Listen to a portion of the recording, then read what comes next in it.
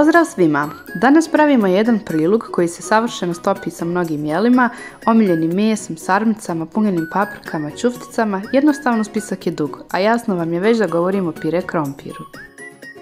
Ovaj recept savršen je za početnike jer vam donosim 8 zlatnih pravila savršeno kremastog pire krompira. Zato ostanite sa mnom do kraja kako ne bi propustili neki bitan detalj. Prije nego što počnemo, zamolila bih vas da me podržite i besplatno se pretplatite na moj YouTube kanal. Pa hajde da počnemo. Od sastojaka će vam trebati krompir, puter, vruće mlijeko, so, a od začina sam koristila po jednu kašiku suhog začina, bibera i suhog peršuna. Najprije operemo krompir i ogulimo ga. A tu nastupa već pravilo broj 1, prava vrsta krompira.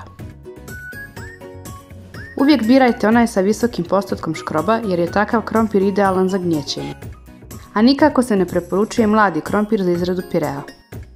Uz ovaj recept i savjete sigurna sam da ćete napraviti savršen pire krompir, bilo da pripremate porodični ručak ili ručak za goste.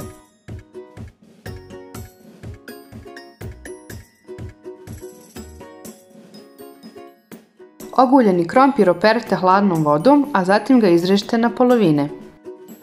I tu dolazi pravilo broj 2, krompir nemoj sjeći presitno. Vjerujem da svi žele što prije kuhan krompir, pogotovo ako gosti ubrzo dolaze. Ali morate znati da sa previše usitnjenim krompirom riskirate da upije puno više vode.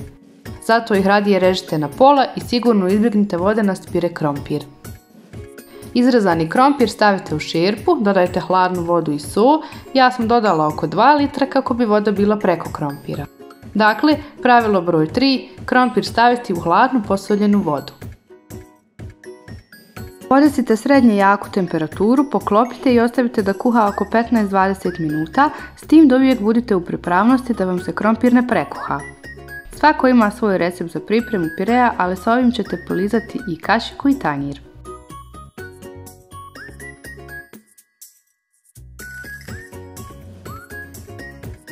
Pravilo broj 4. Zagrijte mlijeko. Ako u pire izlijete hladno mlijeko iz frižidera, pire krompir ćete uništiti. A zatim pravilo broj 5. Ne dozvoli da se krompir ohladi.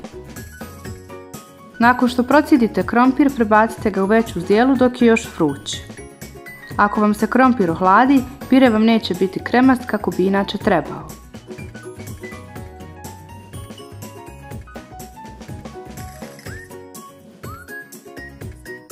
Vrijeme je da krompir pretvorimo u kremasti pire, zato je pravilo broj 6, nemoj koristiti mikser.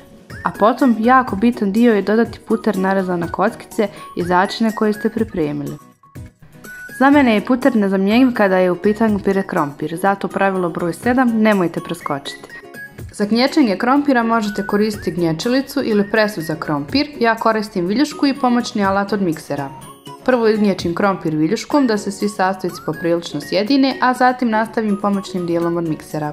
Ukoliko mutite mikserom dobit ćete gustu ljepljivu smjesu, a na ovaj način meni krompir bude baš mekan i pahuljast. Zadnje pravilo za pripremu najboljeg pire krompira je pravilo broj 8. Mlijeko dodajte postepeno. Nemojte sipati odmah cijelu količinu mlijeka koju ste pripremili, nego postepeno dok miješate. Mislim da nikome nije u planu dobiti na kraju čorbu ili smuti od krompira. Pire krompir uvijek probajte da li vam je dovoljno slan i začinjen, ali obavezno imajte na umu i glavno jelo. Ako vam je glavno jelo već dosta slano, onda pire krompir začinite manje i obratno. Svi sastojci kao i priprema pire krompira su vrlo jednostavni, pa će se čak i početnici lako snaći. Ovo je način na koji ja uvijek spremam pire krompir i kogod ga je probao bio je oduševljen. Nadam se da ćete probati moj recept uz 8 pravila i napisati impresije u komentaru. Poslužite ga uz omiljeno glavno jelo i uživajte. Ako vam se recept sviđa, ostavite mi like u znak podrške i podijelite recept sa prijateljima. Ne zaboravite se besplatno pretplatiti na moj YouTube kanal i uključiti zvonce kako bi uvijek na vrijeme bili obavješteni kada objavim novi video. Možete me zapratiti na Instagramu, moj profil je prahnulo.me. Nadam se da ste uživali, veliki pozdrav!